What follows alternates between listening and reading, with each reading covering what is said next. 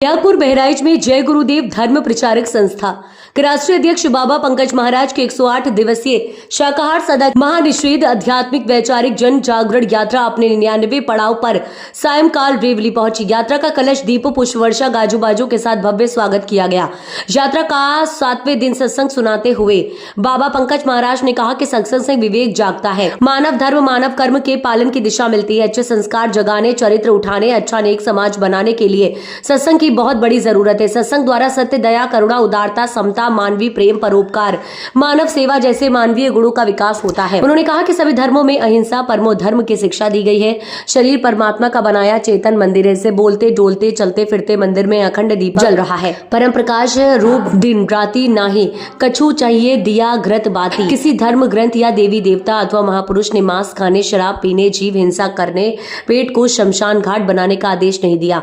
सब में एक ही परमेश्वर की अंश जीवात्मा विराजमान है, फिर भेदभाव किस बात का। बाबा जय गुरुदेव के एकमात्र उत्तराधिकारी ने कहा कि भगवान को पाने का रास्ता किसी पूरे संत सदगुरु से मिलेगा। संत कोई हार्ड मांस के शरीर, दाढ़ी, बाल, वेशभूषा, पहनावे या तिलक चंदन का नाम नहीं। संत नाम उसका जिसने जीते जी प्रभु को प्राप्त कर लिया है।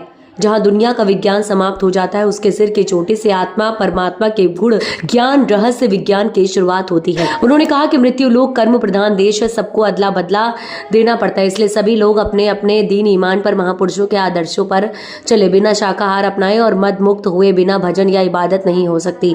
उन्होंने सभी वर्ग, धर्म, जाति, मजहब स्तर के लोगों से शाकाहारी और नशा मुक्त बनने की अपील की। परिवर्तन तब होता है जब लोगों के विचार और भावनाएं बदलती हैं। विचार और भावनाएं तब बदलती हैं जब लोगों का खान पान शुद्ध होता है। उन्होंने आगामी 8 से 12 दिसंबर 2024 तक जय गुरुदेव मथुरा में पारंपरिक रूप से आयोजित पूज्य पाद्य स्वामी घूरेलाल जी दादा गुरु जी महाराज के 76वें पावन वार्षिक भंडारा महापर्व में भाग लेने का निमंत्रण दिया।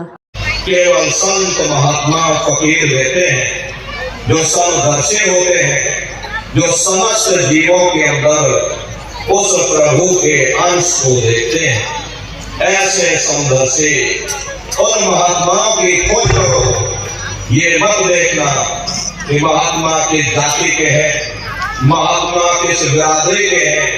अरे जातियां कर्म के अनुसार बनाई गई, जन्म के अनुसार नहीं। मनुष्य की एक ही जाति है, वो है मानव जाति। और इसी मानव जाने में बैठ करके हमें उस मालिक की भक्ति करनी है। प्रेमी भाई बहनों, सुपच जाति के भंगी थे, रैदास जी महाराज जाति के हरिजन थे और मीरा भाई जाति की छत्रणी थी।